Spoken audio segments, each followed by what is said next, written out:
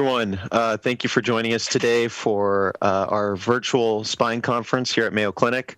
I'm Arjun Sebastian. I'm an orthopedic spine surgeon here at Mayo Clinic. We're going to be joined soon by one of my partners, Dr. Brad Courier. And we have two of our excellent spine fellows here to assist us with the Journal Club, Dr. Jad Boumansef and Dr. Sandra Hobson. We'll encourage everyone to please feel free to use the chat functions, and we'll leave some time after each article, there are 4 today, to discuss or ask any questions. The topic today is spinal metastasis, and so without any other delay, I'll let Dr. Boumansef get started with our first article, Assessing the Utility and Clinical Prediction Score regarding 30-day morbidity and mortality following metastatic spinal surgery using the New England Spinal Metastasis Score. Jad. Thank you, Dr. Sebastian. Can everybody hear me? All right. Thank you, everyone, for joining. Survival prognosis is one of the most important considerations for patients with metastatic tumors in the spine. And I'll be covering 2 of the scores that try to make sense of the factors that predict prognosis in a matter of saying. And the first one is this paper that tries to look at the New England Spinal Metastasis Score that was published in 2015 as a tool to predict 30-day morbidity and mortality following surgery for metastasis in the spine. The actual original New England Spinal Metastasis Score evaluated a 1-year mortality, and we'll cover that in a bit more detail throughout the paper. It's the same group that was participated with the original project. So this project actually looked at the NESQIP database, and they got it's about 776 patients. The original paper had looked at 300 patients and followed them for a year to consider the 1-year mortality rate, and they came up with the score that included the 3 points that were significant and correlated with 1-year mortality. And those were the Bauer scoring system and the serum albumin and the ambulatory status. We'll cover those in a bit more detail just before we talk about this paper. The modified Bauer scoring system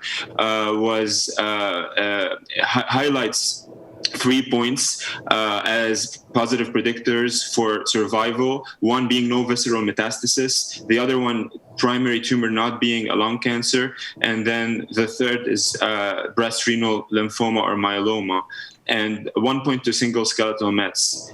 This score, if it's low, it will give you 0 points, and low being less than 2. And then if a modified Bauer score is more than 3, they would allocate 2 points. The ambulatory status is 1 or 0, it's just binary. And the serum albumin as a cutoff was also 3.5 binary. And then you get a score over 3. And the original paper found almost a 75% correlation with this score, predicting survival up to 1 year post-op. So this current paper looked at the same patient population. However, they wanted to apply it to the 30-day mortality rate as well as the major systemic complications and what they called failure to rescue, which is dying from a major complication, and reoperation rate as well as readmission rate. The database they looked at, unfortunately, only follows patients for 30 days, and it doesn't really specify the primary type of the tumor, but they were able to calculate the spinal metastasis score by calculating the Bauer score based on whether the ICD-9 code said that they had diffuse METs or not. However, very few of those specified what the actual tumor was. And they also were able to find the albumin and the ambulatory status. And they calculated these scores for the number of patients on the NESQIP database. And then they found that the mortality rate, the complication rate, and the major systemic complications were significantly lower as you go up in the score to a score of 3. And per their calculations, it's about a 10% decrease in mortality rate and a 10% decrease in complication rate as you go from a 0 to a 1, from a 1, from a 2, and then from a 2 to a 3.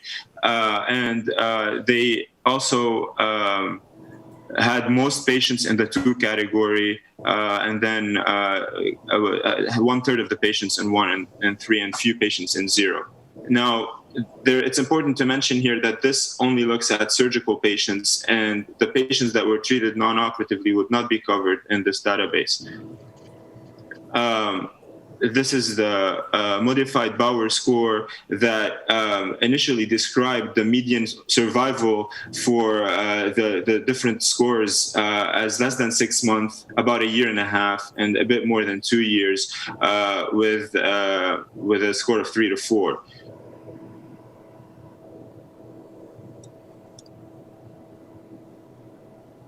So after that, they did a analysis of the area under the curve to look at the significance of this score as a predictor of 30-day mortality as well as major complications. And basically, the line in the middle represents no result, and 1 being the highest. This scored about 70% validity as a predictor tool, and they got the same result when they did simulated more patients, and they call it a bootstrap analysis, in which they ran simulations to validate their statistics, and they found that it stood the test. So I think all in all, this paper validates the New England spinal metastasis score as a potential tool to, look at the prognosis of patients even within the 30-day, and also as the major complications, which they looked at, included the pneumonia, the UTIs, the DVTs.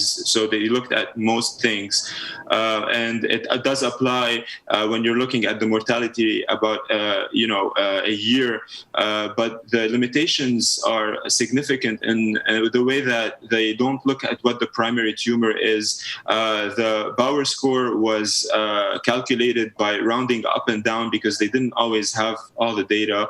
And also the fact that the NESCOP database doesn't look at conservative treatment. So there's a lot of patients that we're not looking at, and that would affect significantly, I would think, the validity of it as a prognostic tool.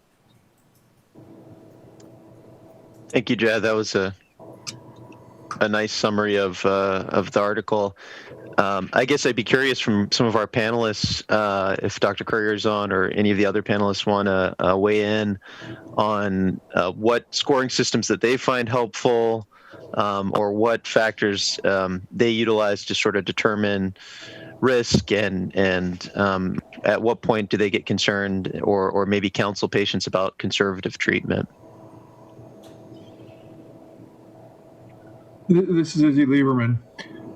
I must admit, over the years, I've gotten less and less enthralled or excited about using a lot of these systems. Patients today just keep surprising us, and the oncologists are doing so much better with it. I think when you just look at a patient, they're cachectic, they're not doing well. Those are ones that you can tell right away, and I suspect the way that Jad had presented it, those patients aren't even included in this paper. So you're missing a whole group that you're not going to get to the OR with that. So I think a lot of these scoring systems really are more academic than practical for us right now. This is Brad Courier. Thanks, Izzy. Hi. One of the reasons that we included this particular paper is that I just recertified for my boards, and this is on the WLA pathway, and this is one of the papers that was chosen by the board for continued CME. And, I think you're absolutely right. And the authors of this paper point out that this shouldn't be used as a hard stop for who to or who not to operate on, but it opens up the door. And I think especially for new surgeons, it's useful to look at these scoring systems to try to get a sense for survival and, as this paper does, also morbidity. And so I think it's a useful tool for counseling. I don't think it should be used as a hard stop one way or the other.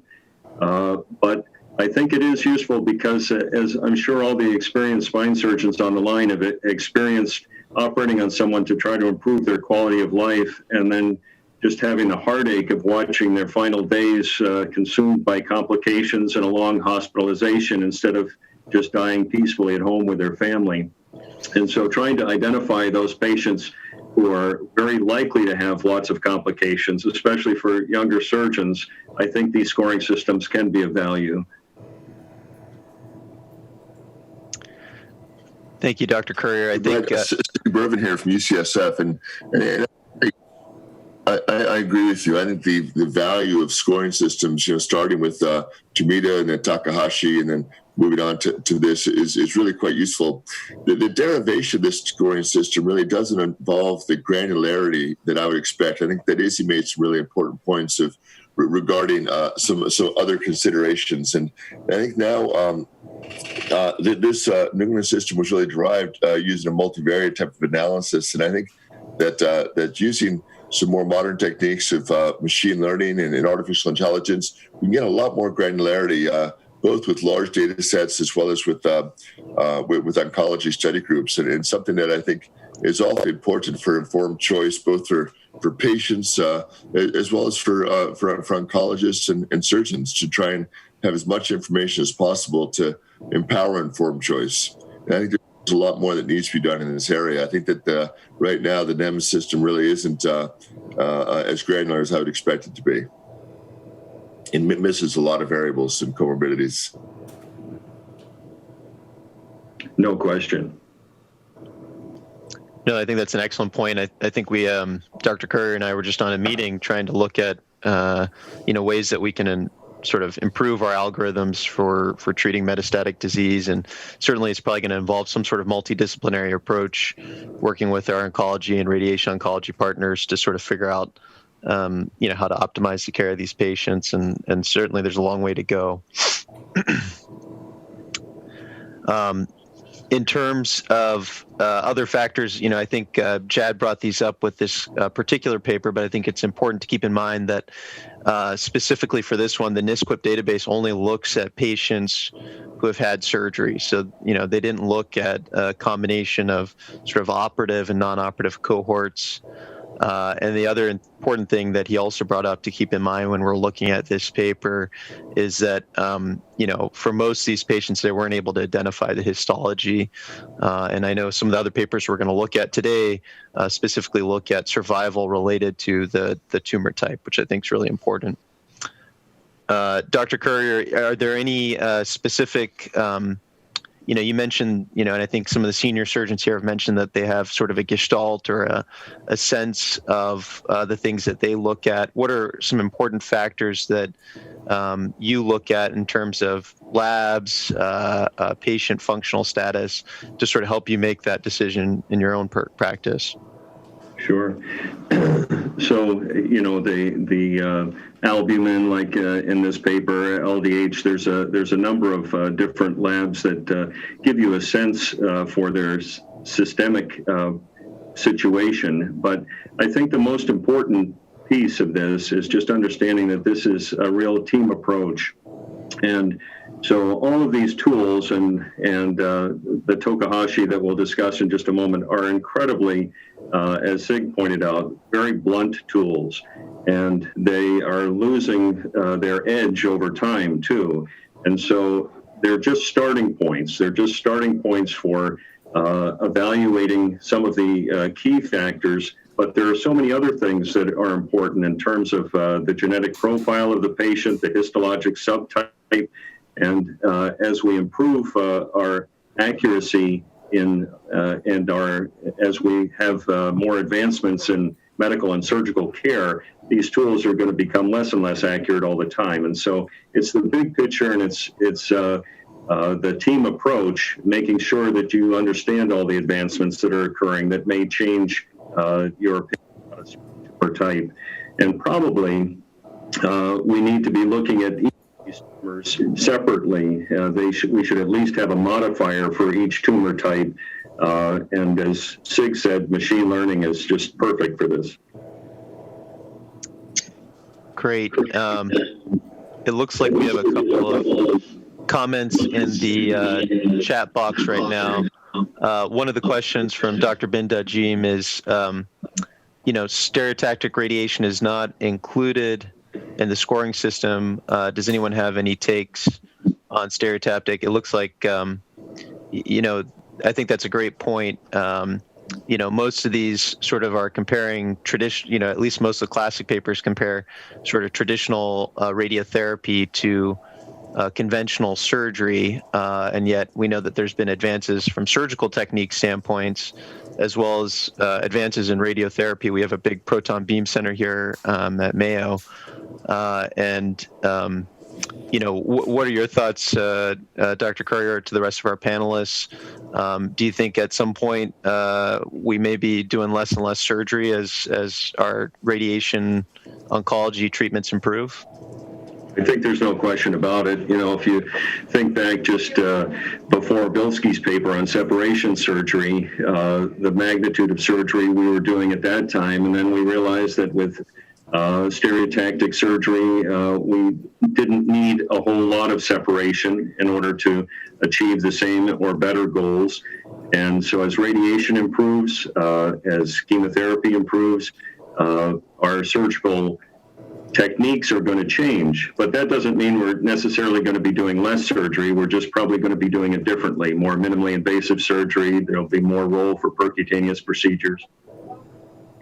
Excellent.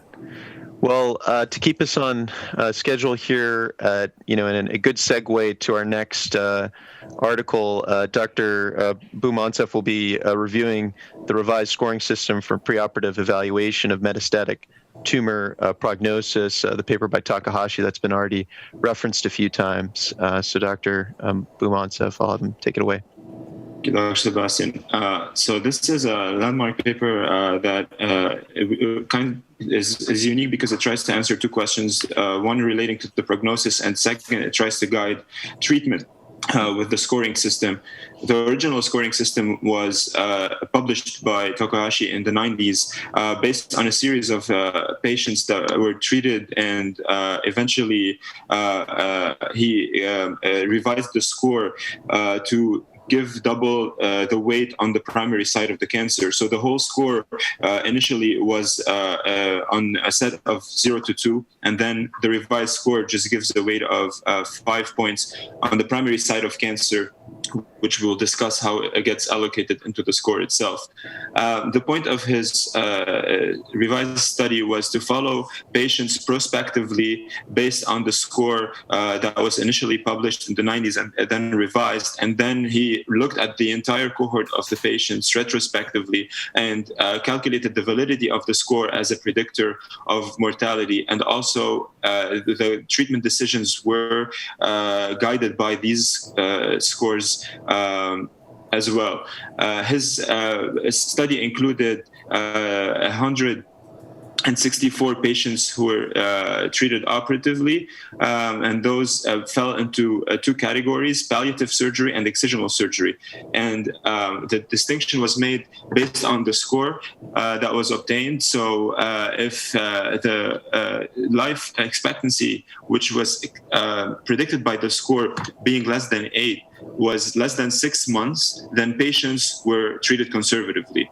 If the patients were in the second group of life expectancy, which is greater than 6 months, but then maybe less than a year, they would do mostly palliative surgery, which was this decompression without unblock removal of the tumor, unless the patient had a specific case of a solitary met with the ability to do excisional surgery, then they would do it in specific cases. And then then the en-bloc resections were done with patients who scored the highest, who basically had a life expectancy of more than a year. And whenever they were able to, they tried to remove those tumors en bloc and give the patients the best chance of cure. You can see here some of the cases as the anterior curettage and stabilization cervical were part of both, because sometimes it was performed as a decompression and debulking surgery or separation surgery. Sometimes it was to remove the whole tumor. And they also had 82 patients in the conservative treatment arm. And those, some of them got radiation, chemotherapy, hormonal therapy, or just palliative care. They did not include vertebroplasty or kyphoplasty. And initially, when they did calculated the original score, their correlation with the mortality rate was about 60%. And they wanted to recreate this by weighing more on the primary site of the cancer and by relying on their original study and the average mortality rates for the different tumors that were seen in that study. So they would assign the lowest points for the patients who had less than 6 months to live with mostly lung cancer, osteosarc, and stomach, bladder, esophagus, and pancreatic cancer. And then the patients who had the longest survival expectancy were the thyroid, breast, and prostate. And rectum, they gave a category on its own because they found that a longer survival than the literature, but they wanted to be somewhere in between. Kidney and uterus survive almost a year, and then these also were based on results, and they would assign one if you could survive more than 6 months. So by weighing the primary tumor more and the other variables being the performance status that is mirrored in two variables. One, the Karnofsky performance status scale, which gives 0 points if you're unable to care for yourself. Midway, you're able to live at home, but you're not able to work. And then 3 points if you're able to do normal activity and work, even with some effort or signs of disease. And then the palsy here, they associated with the Frankel classification, which basically is either complete or sensory only, which they get 0 points. And then if you're perfect, you get 2 points. And anywhere in between, you get 1 point. And they also weigh the number of metastases in the body, both as extraspinal foci and in the vertebral body, and a metastasis to the major internal organs, which is something we see highlighted in the Bauer classification as well. So the treatment algorithm was, as we said, 0 to 8. You can you get treated conservatively, whether that means radiotherapy, chemotherapy, or palliative care, with a predicted prognosis of less than 6 months survival. And then somewhere in between, you either get palliative surgery if it's a single lesion with no mets, or excisional surgery, and 12 to 15 if you have a prognosis to live more than 1 year, you get excisional surgery. And when they looked at the single points as they related to the survival periods, they found that they did correlate with the higher points surviving in the ranges that were predicted by their classification system. And ultimately, looking at the total scores as well as the survival periods, they had a higher than 80% correlation with their scoring system, and that applied both to the entire group, and then when they looked at the subgroups, and also this was reflected in the results when they looked at them prospectively and retrospectively as well.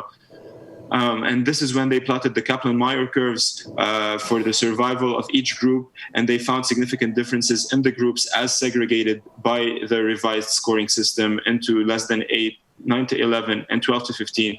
One important thing to note is that a lot of papers, because of the overlap here, which this doesn't specify an upper range, it basically says you can survive more than 6 months, and this is more than 1 year. So this overlap here sometimes is missed in the papers, and they categorize it as less than 6 months, 6 months to a year, and then greater than 1 year, and that's false.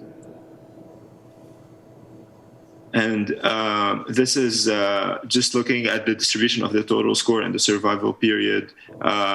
Again, they found the correlation both in the prospective and the retrospective data. Sorry.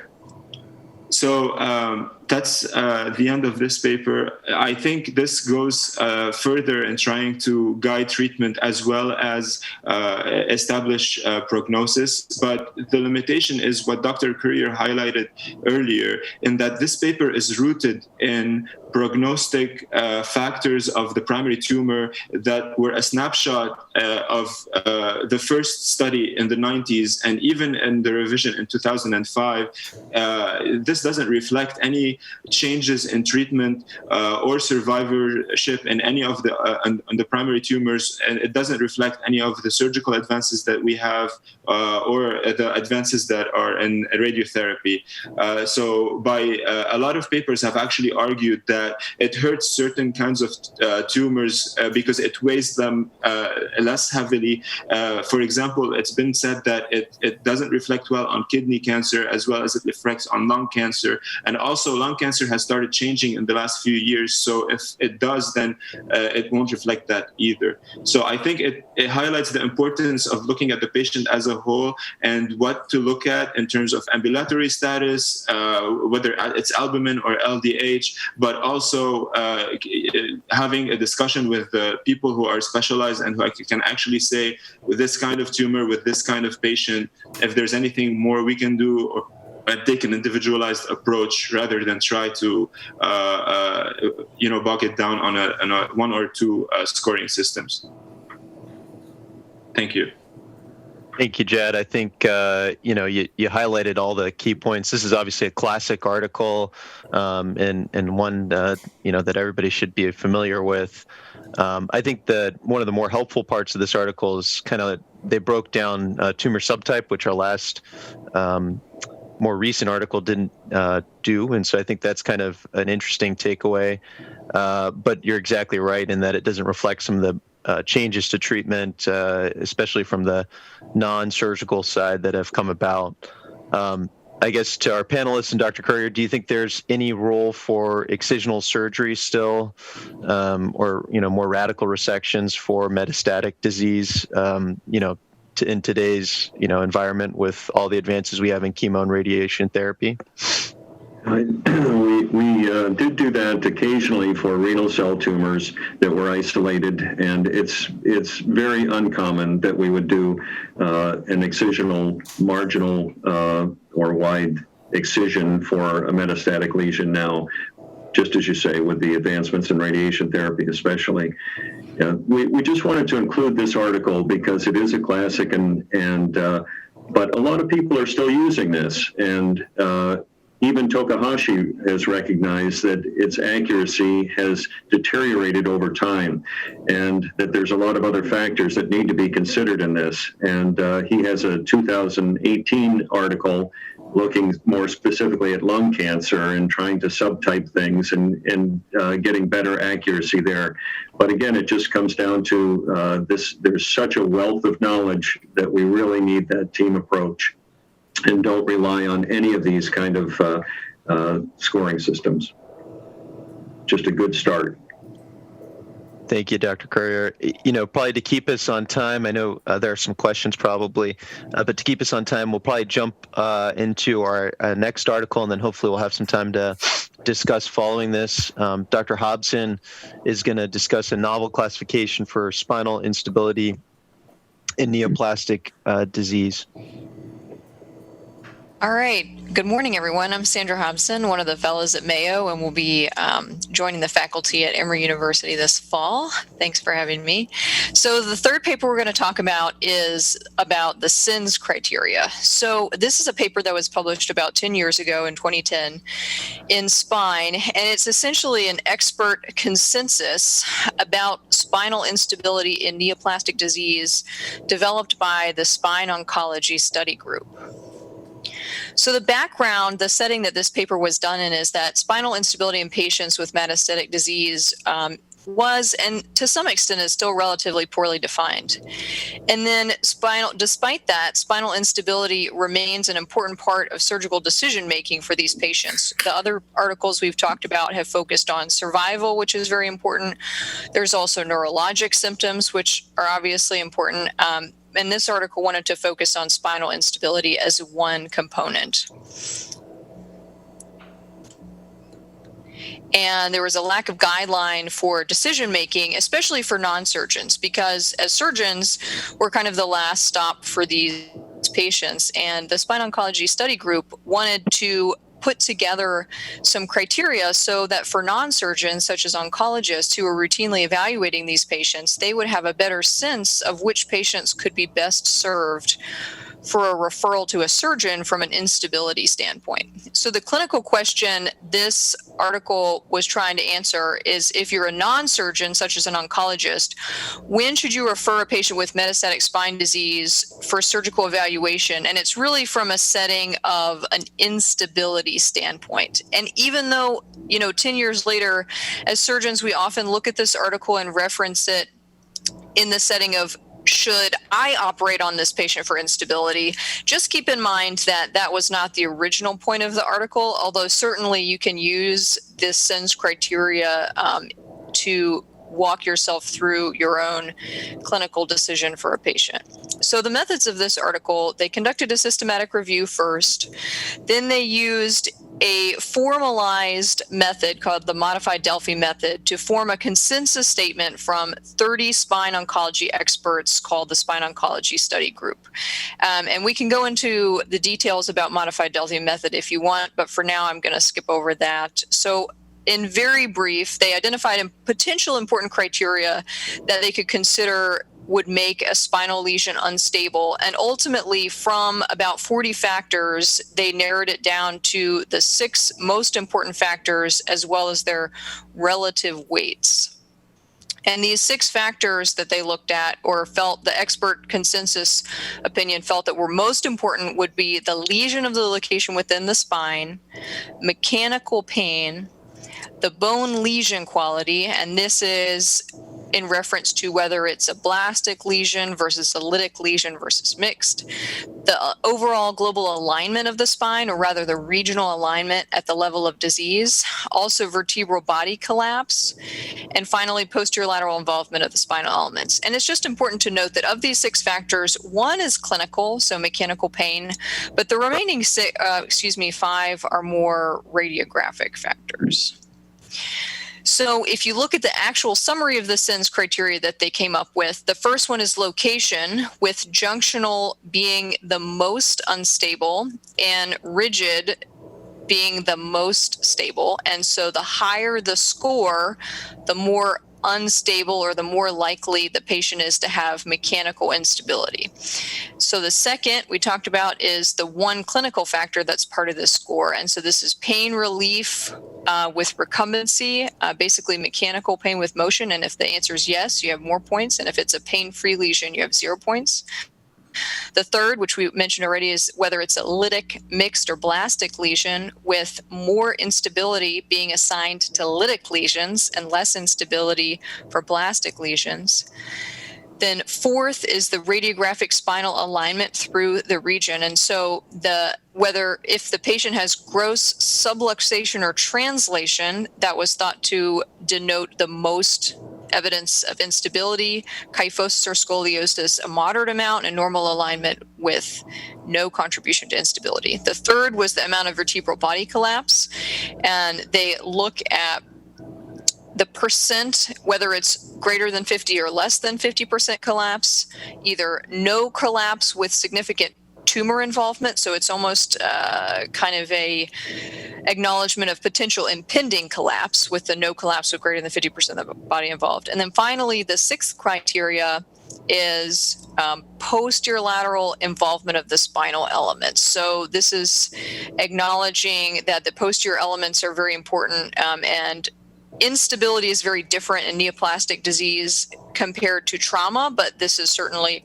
similar to traumatic disease where you're trying to decide, do the posterior lateral elements, if they're involved, we would tend to think of that as a more unstable lesion. And with all this, they use this to place patients in 3 categories. So if you have a score from 0 to 6, the experts felt that denoted stability.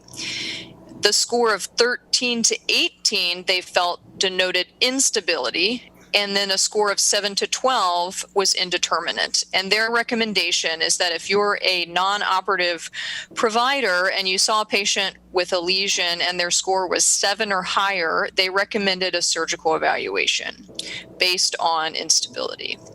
And the article itself has 3 sample cases, but I'll run through one sample case fairly quickly.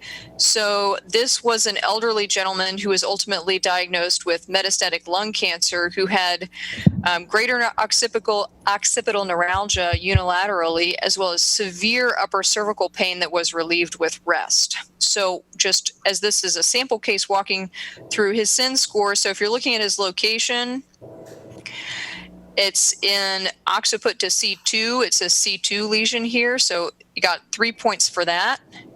Now, pain relief with recumbency, yes, so the patient gets 3 points for that. The type of lesion, lytic, mixed, or blastic. If you look here on imaging, this is a lytic lesion, so he gets 2 points for that. Then the subluxation radiographic spinal alignment. In his case, if you note, I don't know if you can see my mouse here, but there is some settling with the C1 lateral mass kind of subsiding into C2. So the authors categorized that as subluxation translation present, giving him a 4 for that. Vertebral body collapse. The authors of this study talked about how they described this as no collapse with greater than 50% of the body involved. And then finally, they categorized this as a 1 for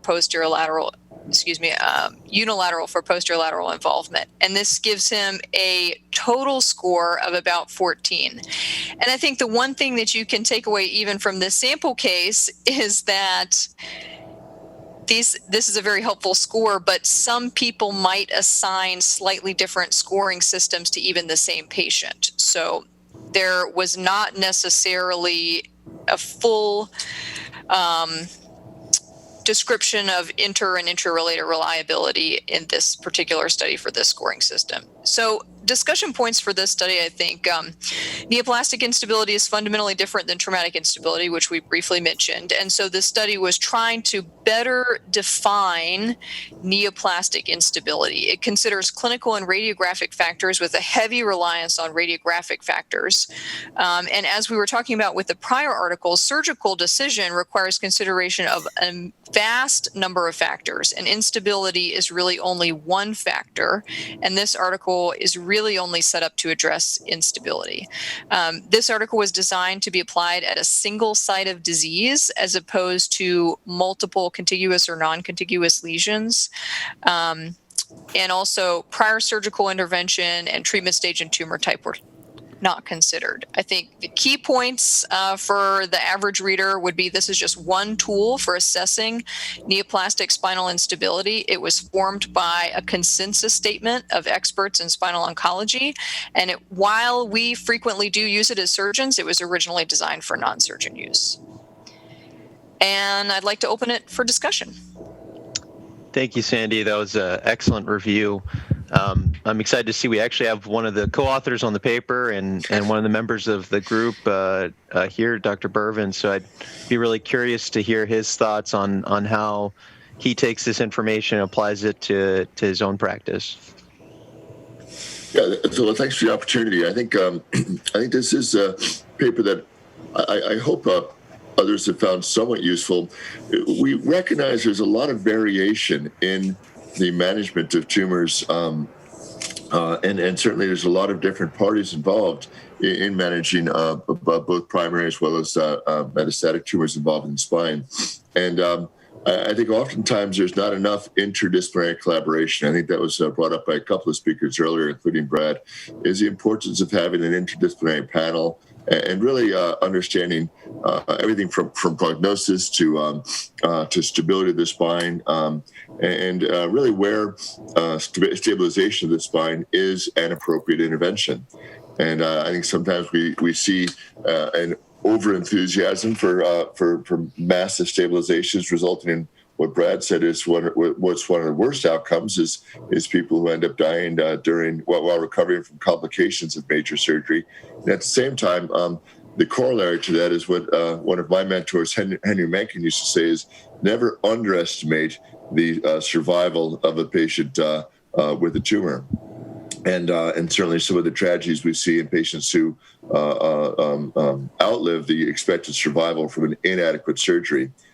So to that end, the purpose of this paper was really to try and have some interface between the surgeons and the non-surgeons with regard to when is stabilization of the spine using some technique. It could range from a vertebral augmentation to a major reconstruction. Is when is stabilization appropriate versus when is some of the ever-growing options with regard to ancillary treatments appropriate? When is the spine stable enough to undergo things like radiation and other ancillary therapies? I'll say briefly that the derivation of this was interesting. This was a oncology study group, a spine oncology study group, and I was fortunate to be part of this. And on the day that this came up, the group was predominantly a group of neurosurgeons, and I had brought up Morell's criteria as being something that's relatively useful in assessing stability of the appendicular skeleton. So what this really was an effort by a panel to put together a spine version of Morell's criteria. And I think overall we can maybe be a bit critical of any of the individual elements, but I think it had to do with face validity of what do we look at when we look at an X-ray to try and get an idea of whether or not somebody's an appropriate candidate for stabilization. So sort of the spine version of Morell's criteria. But I'd be interested in how others maybe have found this useful or useless. So Arjen, this is Jens. Thank you, Mayo, for a great subject matter, and congratulations to the fellows. I'm going to harp a little bit on my AO colleague, Dr. Bervin, with the first comment. When we do a binary classification, so basically we want to differentiate stable versus unstable, one of the greatest problems is if we have an intermediate group. And so this intermediate group, as you see point-wise, is very large. Now, we use the sin score routinely. It's in our EPIC kind of a smart phrase catalog. But it is very common that we basically land bingo in that very large intermediate group. So a plea going forward is when we do these kind of scoring systems and has a binary intent, keeping that intermediate group as small as possible would be maybe a learning point going forward. Halt here maybe, and maybe Sig can defend himself there. Thanks for your criticism on that. And Jens, I agree. I think sometimes binary isn't right. Sometimes binary isn't the goal. And really, the intermediate goal, the intermediate criteria, the reason that's so large is to encourage interdisciplinary decision making. I think the vast majority of these cases really ought not be made as a yes, no, but as a maybe. This is something that there's a lot more that goes into this. There's a lot of clinical considerations. I think the biggest thing that goes into this is really the patient values, the patient's expectations. And so in many ways, I think binary is problematic. I think binary would undermine any validation of this effort because there'd be so many examples that just don't fit. So to that end, I think to some extent, the intermediate zone invites more discussion of other factors. So let me take you up on that then. So discussion, we heard a lot, and Brad pointed out, Arjen pointed out, of teamwork. And in oncologic care, there can be no mistake that this is probably one of the essential things that we have arrived at. And the chats reflected that there's something new happening in any and all disciplines all the time. So this is my question. When we present spine cases at our tumor board, which is multi-specialty, there are long faces with complete absence of any recognition of any of these wonderful scores that we have. And what means so much to us, and what we're talking and teaching all the time, is almost unheard of in the oncologic world, at least in our neck of the woods. So I don't know how that is in other centers. In LA, we have great members, obviously, of Texas here also. But for us, our oncologists, they live in a different world, and this is all just kind of something. You know, again, the idea of these long faces backed by remarkable ignorance is that's exactly what we need, not treating patients individually. And I think, you know, when this was intended, again, for oncologists who are thinking, hey, is this something I ought to irradiate? Is this something we ought to, refer to a surgeon? And really, the idea was a good number of these, including all the intermediate cases, ought to be ought to be discussed in the interdisciplinary panel. And I think there's too little interdisciplinary work that's done, and we end up seeing the consequences of either inadequate stabilization, you know, patients who are radiated with neurologic deficits and instability, or the opposite, patients who undergo incredibly involved surgery that are fraught with complications for something that really was a relatively stable lesion.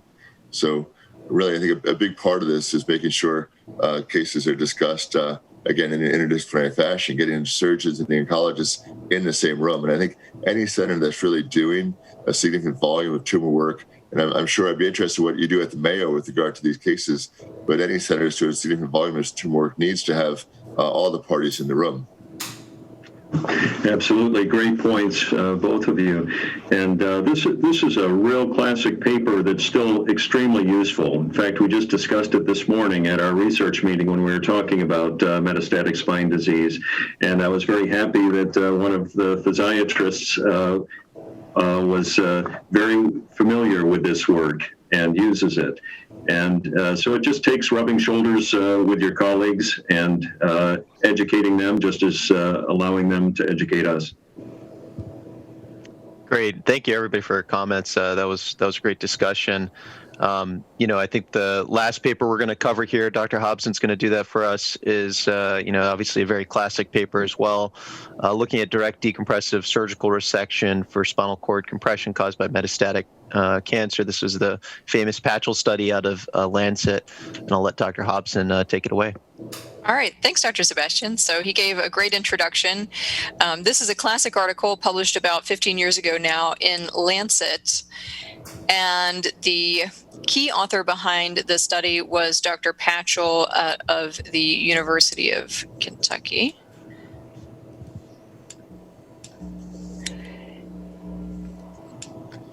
And so the background behind this study about 15 years ago, at the time, my understanding is that surgical treatment for metastatic epidural spinal cord compression was not necessarily widespread. In the past, some patients had undergone laminectomy alone, and some small studies didn't demonstrate any benefit of surgery. And at that time, surgery was generally laminectomy alone compared to radiation and corticosteroids. And this is a very general statement talking about radiosensitive tumors in general. And so no studies compared direct decompression, especially addressing anterior compression, compared to radiation and corticosteroids. So the author's clinical question was, how does direct decompressive surgery for metastatic epidural spinal cord compression compare to the standard treatment of the time, which was defined as radiation and corticosteroids without surgery? And the primary endpoint of this study was the ability to walk, and they also looked at the length of time a patient was able to walk. And the secondary endpoints that they investigated were urinary continence, muscle strength, functional status, need for corticosteroids and opioids, and survival time. So the method of this study included a randomized, multi-center, non-blinded clinical trial. Inclusion criteria consisted of patients who were adults 18 years or older. They had a tissue-proven cancer diagnosis and MRI evidence of metastatic epidural spinal cord compression, and at least one neurologic sign or symptom, and this did include pain. You were allowed to be included if you were paraplegic for less than 48 hours. They wanted an expected survival of at least 3 months, and that discussion, again, could go on for a long time, but we'll continue on here.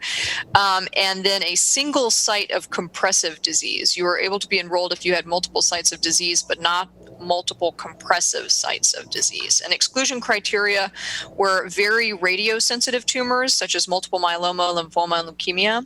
Also, tumors that involved only root level or cauda level compression.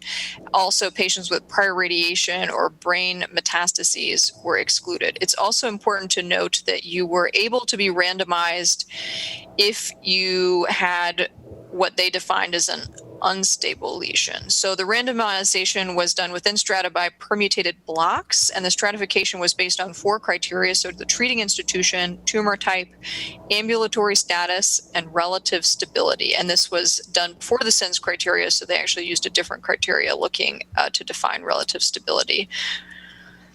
All patients received corticosteroids. The patients randomized to the radiation group were given a standard dose of radiation in 10 fractions, and this started within 24 hours of entry into the study. The other set of patients, so there are 2 randomization groups, the first being radiation, the second being surgery. If you were randomized to surgery, you received a surgical intervention within 24 hours. Now, they didn't dictate the type of surgery that had to be done. Just the goal of the surgery was circumferential decompression. And then after this, radiation was also administered within 14 days postoperatively. So this is a flow chart for the enrollment of the study. About 123 patients were assessed, 22 were excluded, 101 were randomized, with 50 to the surgery group and 51 to the radiation group. And overall, although there were 5 patients who were non-compliant, they did end up analyzing all 101. It's important to note that they were actually targeting an enrollment of 200 patients, but they did a interim analysis of the first 100 patients, which revealed such clinically significant results that they decided to stop the study. And all analyses were performed with an intention to treat and not crossover. It's important to note that although all the analyses were done as intention to treat, about 10 patients, which is 20% in the radiation group, developed a neurologic decline and ultimately crossed over to surgical intervention. However, those patients in the statistical analysis were still treated as part of the radiation group. So this is a very busy table, but basically it summarizes some of the demographic data of the 2 cohorts, the radiation group and the surgery group. And I think some key takeaways are that the age is about the same. The distribution of tumor type, although it included many types of tumor, lung, breast, melanoma, they were similar in the 2 groups. And then the locations of the tumor and other things were relatively similar, although they did not publish p-values or statistical significance with these. So when they looked at their primary outcome, which was ambulatory status, the post-ambulatory rate in the surgery group was 84%, compared to 57% in the radiation group, which was highly statistically significant. And then patients retained the ability to walk in the surgery group for much longer, 122 days, compared to the radiation group, which was 13 days. And they have this Kaplan-Meier estimates of the length of time all study patients remained ambulatory after treatment. Then this is looking at their secondary outcomes, which, if you remember, involved urinary continence, the ASIA score, as well as the Frankel score and survival time. And it's just interesting to note that there was a statistically significant increased survival with the surgery group. Continue on here. I think some key discussion points for this article, it's a classic, and this is a direct quote from their discussion. They say that surgery allows most patients to remain ambulatory for the remainder of their lives, whereas patients treated with radiation alone spend a substantial portion of their remaining time paraplegic. I think other discussion points are surgical intervention provides a faster decompression than radiation, and they do spend some time discussing the multifactorial factors that go into someone ultimately becoming paraplegic from tumor, but the general thought is that the ultimate final event is often a vascular event that is irreversible. So surgical intervention can potentially avoid a permanent cord infarction. 30-day morbidity, interestingly, was worse in the radiation group, despite concerns for morbidity in the surgical group with postoperative complications. And I think one other thing to consider in our discussion after this is considerations about randomizing patients who, according to their stability criteria, were considered unstable. They were able to be randomized to the non-operative, radiation-only cohort, and whether that's, truly someone who's eligible for non-operative treatment, I think could be subject to criticism. And I think this is a classic study, but I think less so than the SENS article, but similar to the first two, it's certainly now 15 years later, subject to criticism, and the difference in survival with new techniques in radiation, as well as new other adjunct techniques such as chemotherapy. I think the key point that I had from this article is that surgical intervention for metastatic epidural spinal cord compression in certain patients can provide increased likelihood of maintenance of ambulatory status, as well as maintaining this ambulatory status for longer, potentially increase survival, and without the increase in morbidity due to postoperative complications. Love to open it up to discussion. Thank you, Sandy. That was excellent. I think an important point with this article too, to make note for the learners, is that they did exclude radiosensitive tumors. So I think we've all seen patients with scary-looking lymphoma that melts away after a couple of days of radiation. So I think that's an important thing to keep in mind for everybody. I'd open up to our panelists if they have any more comments or thoughts.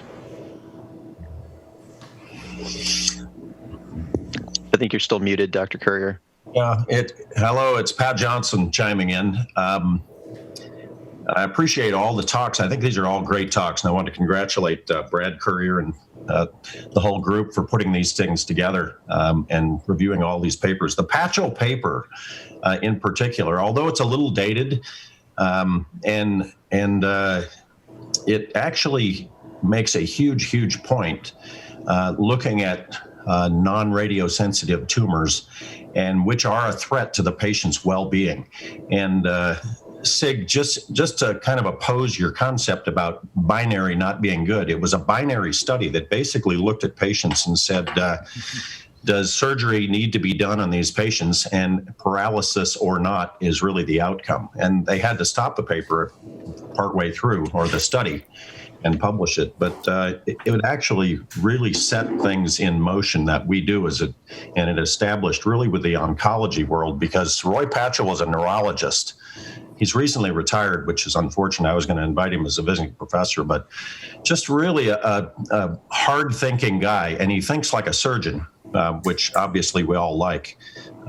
But that was a huge contribution to really kind of set in motion, say some of these things have to get operated on, black or white. And I have to congratulate him for all that work that he did for his whole career. I completely agree. And this is a classic paper. And again, to the Mayo group, Arjun, Brad, and the fellows, terrific papers, terrific topic. This paper is one I think would be very difficult to do again. It certainly was an important contribution, or is an important contribution to our literature, to our understanding of the role of surgery, especially in patients with metastatic disease with epidural spinal cord compression and neurologic involvement. But that to me is a subset of patients where there's rarely equipoise, right? Being willing to randomize requires equipoise. And it's pretty rare that I'm thinking about the subset of patients with a evolving neurologic deficit and epidural disease that I'm thinking about, especially in a non-radiosensitive tumor, that I'm thinking about not doing surgery. Largely maybe because of the results of that surgery that's influenced our thinking about this. But to try and do a study like this again, I think would be awfully difficult, because it's rare that I've got equipoise when I'm thinking about how to treat these patients. Well, I think we learned so much from this paper that you can't do this study again. I think it just set the course in an entirely different direction, and we know which patients are going to do badly. And, like the scoring systems, we can just simply look at those cases and we can say, this one needs an operation. With scoring systems or not, you can just look at it and tell, bad problem, this patient's going to go paralyzed. I think we've learned that as surgeons, which, you walk in the room and the oncologists are there with long faces, but we look at it and say, this needs to get fixed, and this is why, and we need to teach our colleagues. I mean, because we learn from them also. I mean, it's a group decision, but a lot of these things that are surgical, we know it, and that's what we have to impart to them. So anyway, it's a great paper, and I don't think you can redo this one. I think you can try and figure out some other way, but it's already been established pretty solidly. Well, that brings us to the end of our session. I'd like to thank everybody for their participation today. A lot of excellent discussion. Obviously, I'd like to thank the Seattle Science Foundation, Dr. Courier, and our two fellows, Dr. Hobbs and Dr. Bumanza, for helping out with this today as well. Thank you, everyone. You guys did a great job. Great job, Mayo. Thank you. Thank you. Thanks, guys. Great topic. Well Stay presented. safe. Thanks. Thanks. Have a good weekend. Likewise. Thanks. Thank you, Alexis, Ashley. Thank you.